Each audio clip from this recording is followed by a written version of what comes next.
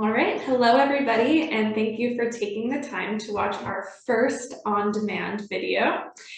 If you are watching this video, you are part of our very exclusive Library Club program. And so today what we're going to be doing is talking you through all three of these November released wines, the 2012 Isabelle, the 2010 Cabernet, and the 2010 Claret. We have done the hard work and have had the patience to cellar these wines for you. So by the time they are released to your front door, they are at premium drinking. But what we're going to do is we brought in the wonderful winemaker and wine educator, Miss Marta, who is going to just talk through each of these wines for us, a little bit of some tasting notes, some food pairing options, just to give everybody a better idea of when and where they might choose to open some of these really special bottles. So let's go ahead today, and we are going to start off with the 2012 Isabelle Sparkling. If you guys have any additional questions that we don't answer in this video, please make sure to reach out to our wine club or to one of our tasting rooms, or check out more information online regarding these three wines that were released very exclusively to all of you. All right, so tell us a little bit about this blend. So this is our 2012 Isabelle. This is 53% Pinot Noir and 47% Chardonnay. This is all from the Mesa del Rio vineyard. Okay, so this wine was produced in the traditional method. Can you tell us a little bit about what that means? So the traditional method is method champenoise, and this involves a lot of handwork. So these grapes are harvested by hand and then gently pressed. And from the whole clusters, we essentially just want the free run for this. The juice is settled, racked, and each varietal is fermented separately in stainless steel. After the primary fermentation is completed, that's when we'll decide on the blend for the cuvee.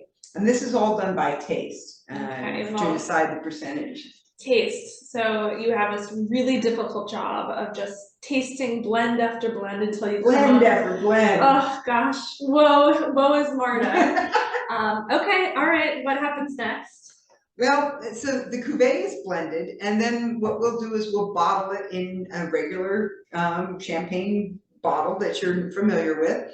But this, when we add a little bit of sugar, and we add some yeast that is very tolerant to high pressure and to some alcohol, and then we seal it with like a beer cap, a crown, what's called a crown cap, and the yeast starts then to ferment the sugar that's in the bottle, and in doing so, remember, it releases carbon dioxide. But in this case of a bottle, there's nowhere for the carbon dioxide to go, so it becomes dissolved within the wine. Then we age this bottle for roughly 3 years, and it's aging on these dead yeast cells, or the sediment, and these are called lees. And during this aging, the yeast cells undergo a process that's called autolysis. Okay, and for those of you who are really familiar with the term autolysis, this is really what's going to give you those kind of toasty, brioche, yeasty characteristics that you might not normally get in other versions of sparkling wine. All right, and then what do we do after that? Or what do you guys do? I just drink it, I don't do anything. So then the wine is riddled. So essentially what we would be doing is slowly turning the bottle upside down. So all the sediment would fall into the neck of the bottle. And then the necks of the bottles are frozen, and they use liquid nitrogen for this. And they freeze the neck of the bottle, so you get this plug of sediment down here in the bottle. So then when you flip the bottle right side up and pop that crown cap off, the pressure inside the bottle from the dissolved CO2 pushes that plug out, and then you top the bottle up and you seal it with a wire hood and the cork. Okay, so lots of handwork, lots of labor of love that's going into this. And Marta was nice enough to bring us a little example here. So when we, again, not me, when other people go ahead and seal it, it looks like a normal cap, right? A normal cork. Mm-hmm. But with the pressure, this is an oversized, your eyes are not deceiving you. This is a big version. it's the pressure of the bottle, right, that's gonna end up giving it that really kind of cool. Right, and the corks are not inserted all the way, so Right. that's why you have this part out here with this mushroom. Yeah, so I thought that was interesting because for a long time I just assumed that they like pushed them in and it looked like this to start. So, all right, that is pretty cool. Now, let's go ahead and talk about this method, what the final product is like with the method that we use for this. So wine bottled in the method Champenoise would have noticeably smaller, finer bubbles. Yeah, I can see that's that. what's called mousse. And our Scheid normally rests on those lees for 3 years. And in the case of the 2012, this was on the lees for almost 4 years. Oh, wow. Okay. So now we understand a little bit about how this wine is made, right? The steps, the labor of love that goes into it. What are some tasting and some descriptors or aromas that we would use to describe this wine? And then let's talk a little bit about how you think this would be different than when it was first released. I thought it was really interesting to look back at the tasting notes from when we first released this. And this wine still has notes of pears and green apple, and I get some lemon peel as well, and also this real kind of fresh bread, fresh dough. A really bright acidity. The mousse is really fine, and the fruit is still really bright for a 2012. Yeah, I mean, it's kind of special to be able to have a bottle Absolutely aged like this. So speaking of age, when would we drink this? Are we holding on to this any longer, or? I think I would drink this soon. The aromas and flavors are really wonderful. Yes. Okay, so everybody that received this bottle, you have permission to open it tonight.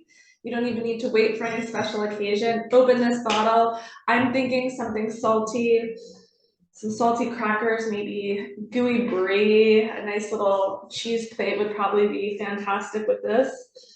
And I'm definitely going to make sure that this is company that I really enjoy that I'm with, unless I'm just doing it by myself, which is also an option. But I think this one is fantastic with some cheese crackers. What about you? I certainly hope you're going to invite me over when you open this. So I think this sparkling wine would pair really well with some seafood, perhaps some scallops, seared scalloped, cooked in butter. I think it would also pair nicely with this because of the crisp acidity and these bubbles. It's just a beautiful wine. Yeah, awesome. All right. Okay, one more sip.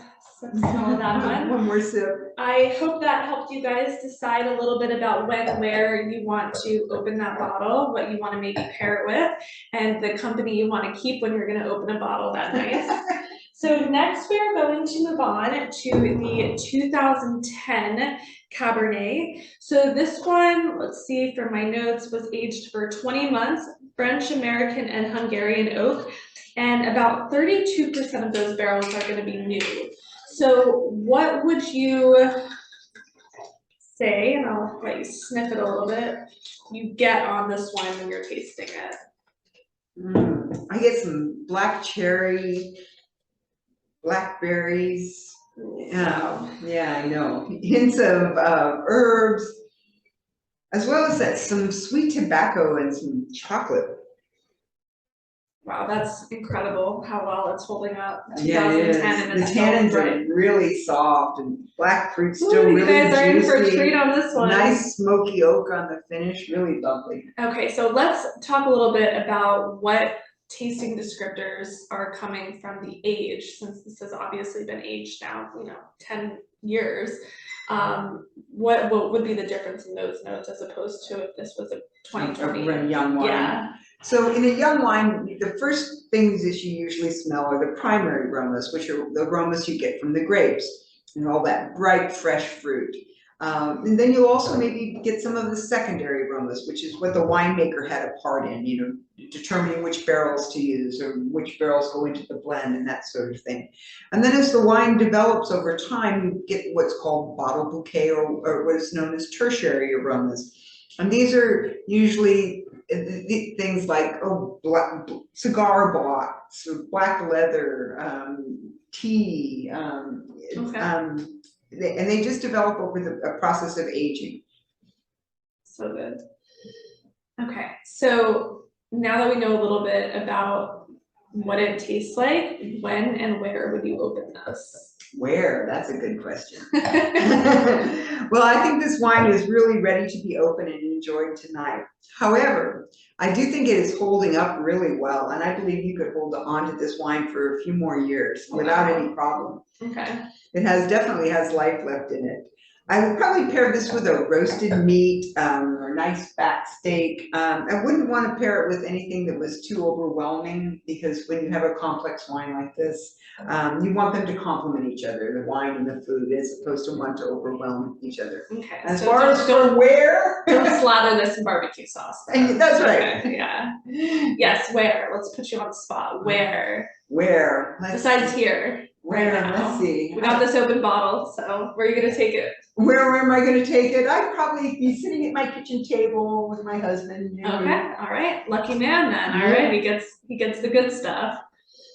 Okay, and for me, I'm thinking even like a nice rack of lamb, where you just kind of let the lamb speak for itself. Again, not any overwhelming flavors, but I will say when we first tasted through this to do this video, I just was shocked how nice it was on its own, being a 2010 vintage. So again, this one is special, and if you don't want to pair it with food, you don't have to. You can enjoy this next to your fire with That's a good book. Spot as far as where. Yes, so pair it with a book, or just, again, I would wait till you have good company, if you're gonna have any company, to open this wine. Okay, so let's go ahead and well, let me just tell you about where the claret name came from. Okay. Well, can I pour the claret first? Oh, yeah, absolutely. Oh my gosh, Marta. I was getting carried away. We're gonna pour the claret, don't worry. So anxious. This one is going to be our 2010 claret that we were releasing for you guys. So now, Marta, you can go ahead and tell us a little bit about the name claret. Okay, good. So back in the 14th and 15th century, the Bordeaux's were very light in color. They were really much more like a rosé, because they didn't ferment that long on the skin, so they didn't develop a lot of color. And they were actually, that comes from the Latin word for pale or for clear, and that's where the name claret came from. But now the term is used pretty much for any Bordeaux blend, wines that use Cabernet Sauvignon, Merlot, Cabernet Franc, Petit Verdot, and Malbec. Okay, thank you. How to get that in there, everybody. She was anxious. I saw that bottle. And Scheid, this is a 2010 that you are receiving, which is again a special treat. But Scheid started making this Bordeaux style blend back in 2005 and has been calling it a claret ever since. But why is this something that we don't see very often in the store? You don't typically run into a claret Bordeaux. It's because they changed the wine labeling laws in the United States in 2006 to get rid of what they called semi-generic wines. And these were names such as some of the European wine regions, such as Burgundy or Port, for instance, and claret was one of them. But because we had been using the name claret before they changed the laws, we were grandfathered in. And so we're still able to use the term claret for our Bordeaux blend. That's pretty cool. Okay, awesome. Okay, so let's talk aging program for the claret. Is it similar year to year? Is it different year to year? It is similar year to year. It's always the best barrels that we have. The varieties, the percentage of the varietals changes based on the vintage, but it's always a blend of some similar varieties. It's always aged for approximately 30 months in a mix of French oak, American oak, and Hungarian oak. And again, we keep the very best barrels for this blend. Okay, so let's go back to 2010. What was the blend? What did you guys decide was the best of the best that year? Well, the best of the best that year was 37% Petit Verdot, 29% Cabernet, 22% Merlot, and 7% Cab Franc, with just 5% of Malbec and almost 50% new barrels. Okay, awesome. So knowing what the aging program is, understanding the blend that it's made up of, and 50% new barrels. What are some descriptors, some tasting notes you get on this? And we'll do the same thing where you can talk a little bit about what comes with the age. Well, I have not tasted this wine in some time, and it's really just a treat to taste it. It was wonderful. And it's You're welcome. Making you a part of this. I know. It's really still rich and full of a lot of black fruit, especially when you consider that it's 12 years old. The fruit, I get blackberries, raspberries, some ripe plums, and those would be considered the primary aromas, something that comes from the grape. But as this wine is developed, you're going to get those tertiary aromas that we spoke of. The leather, the black tea, some dried herbs, and it's just really lovely. The tannins are so soft and integrated, and it has just this lingering sweet oak finish. It's really a beautiful wine. The fact that you're still getting some of those primary fruit characteristics, I think, is really a testament to how well this stands the time. That's right. When we pour this wine in the tasting room, we're not usually pouring a 2010, no. But when we're pouring our current vintage, we let people know that this is a wine that can age really, really nicely. So we release this to you knowing this is a perfect time to drink it, but could you age this anymore, or is this drink now? Well, I think you could drink this now because it is 12 years old, but I also think that it would age at least another 10 years. Oh, wow. It's so full and rich of flavors, and because of those tannins, both from the barrels and the grape skins, it's given a lot of structure to help it age. And you know, whenever you hear about somebody going down into their deep, dark wine cellar and pulling out a bottle, say from the 1800s, it's always something that's a Bordeaux style blend because of the structure that it has. However, I'm not suggesting that you leave this for your grandkids. Okay, so you can be selfish on this and save it for yourself. I think my one recommendation through all three wines is have good company if you're going to be opening these bottles, because they are special for sure. So let's finish off with this claret, talking a little bit about food pairing options if we do decide to open it and add some food. Yeah. So, you know, I think I would pair this similarly to what we talked about with the Cabernet. Okay. Again, you don't want to overpower it. It's a complex wine, so you want to keep something simple. You know, a roast chicken, slice of prime rib, some oven roasted vegetables, even that soft gooey cheese at the end of a meal. Or the beginning of the meal. Or the beginning of the meal. Okay. Well, awesome. Okay, well, thank you for the explanation on all three of those wines, and thank you guys for being Library Club members so that it gives us the opportunity to open these bottles and taste through them to talk about them. The point of this was really that we wanted to give you guys an opportunity to learn a little bit about the wines, what their descriptors are, and when a good time to open them is, so you feel confident and educated in making your choice. But again, all of these are absolutely drink now wines. I will be drinking all of these. I will not be leaving them in the tasting room here. We will be taking them home with us for sure. Way to go. If we didn't answer any of your questions, or you have any other questions regarding the library program you're a part of, whether or not you should age a certain wine that maybe you received in a different year, or something that you've purchased, feel free to reach out to our wine club or our tasting rooms, or visit our website for more information, because we absolutely love hearing from you guys. We love the feedback. We love the questions. That's why we do this. So we hope this helped you. And I think that's it. Cheers.